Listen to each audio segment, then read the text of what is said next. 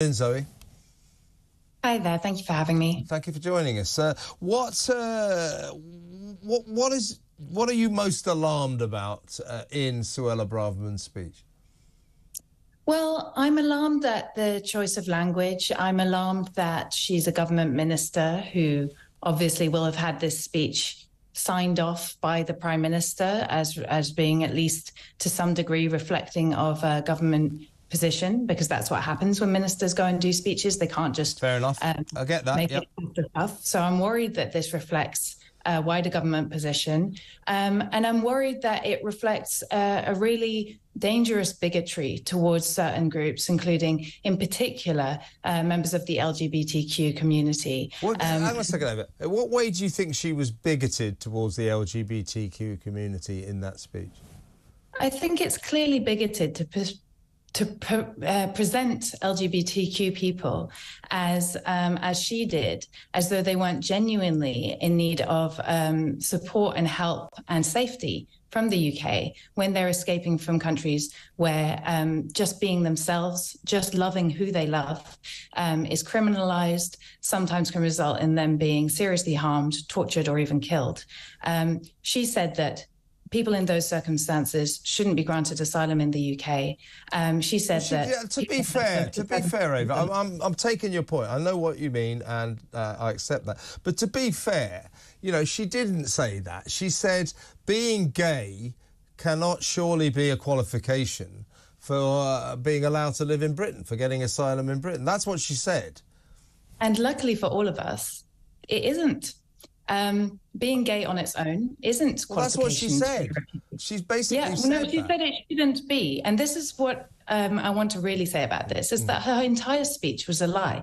Because she said that being gay shouldn't be enough to get you refugee protection in the UK. It isn't. You have to also prove that that's you right, have a well-founded fear of persecution. Yes, exactly. Yeah, exactly. I mean, being gay cannot be a qualification for asylum in Britain. But if you're being persecuted, I don't think she's ruling out that if you're gay and you are definitely being persecuted, you won't have a case for asylum. I don't think she's ruling that out.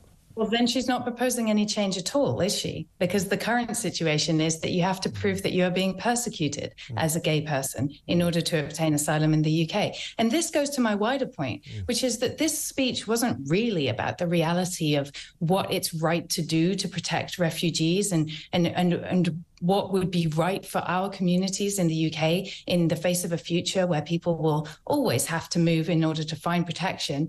This speech was about Suella Braverman and Suella Braverman's career, and Suella Braverman positioning herself by going to allies on the hard right in the United States as somebody who she hopes will be in a position to take over leadership of the Tory party in the future and drive it further towards this dangerous agenda of closing ourselves off to protecting people who most people in the UK agree actually are fully deserving of protection. Fair enough. Now, what about her reservations, shall we say? You've got to admit that the constituents of this situation do look somewhat dubious, that the way we treat refugees is dictated by the United Nations Convention on Refugees, which was written in 1951, specifically in the slipstream of World War II to help 2 million refugees made homeless by that conflict. So it's a very old convention. And she's saying that, actually, if you look at the terms of that convention, and indeed the European Convention on Human Rights, it means that around the world, should they all want to come to Britain, 780 million people could qualify for asylum here. We need to look at those rules, don't we? That's far too many. Well, I'm afraid I'm only able to respond to what we actually face in reality and not the fantasy land that our Home Secretary seems to inhabit. It's actually quite evidently the case that it takes quite extreme circumstances for a person to choose to leave their home and to escape to find safety elsewhere. And in the vast majority of cases, when somebody leaves their home because of danger, they don't even leave their country. They just move to somewhere else where they can go into hiding or escape the immediate danger. And then if they do cross a border, in the vast majority of cases, it's the countries that neighbor the one where they have fled that are shouldering the vast majority of responsibility for people who are moving. So in reality, the UK receives a tiny trickle of the amount of people who are displaced and who are needing safety worldwide. And the reality is that that's not going to change. And Suella Braverman can go and burnish her right-wing credentials and make her big speeches in Washington. But the reality is that there will always be people who will need to move to find safety. And the UK will be one of the destinations for that. So what we should be doing is having a serious conversation about how do we plan for that? How do we make sure none of our communities end up in a situation where we're not in a position to help people because we are so stretched ourselves? Because this government has cut on our public services for decades, has cut down so that all of us are struggling.